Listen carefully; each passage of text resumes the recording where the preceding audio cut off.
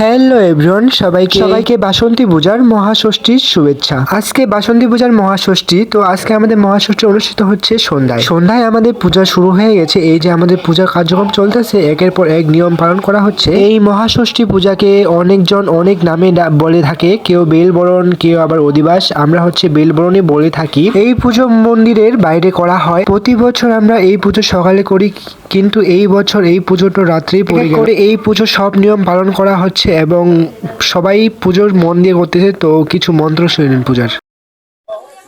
ইন্দ্র বৃদ্ধ শোভা ওম স্বস্তিন পুষ্য বিশ্ব দেবা ওম স্বস্তিন নিধিনাস্তা নিধিপতি হবামহে প্রিয়নাস্তা প্রিয়পতি হবামহে বৃহস্পতি দধাতু বস মম ওম সদি উড়ে দাও চিতাও।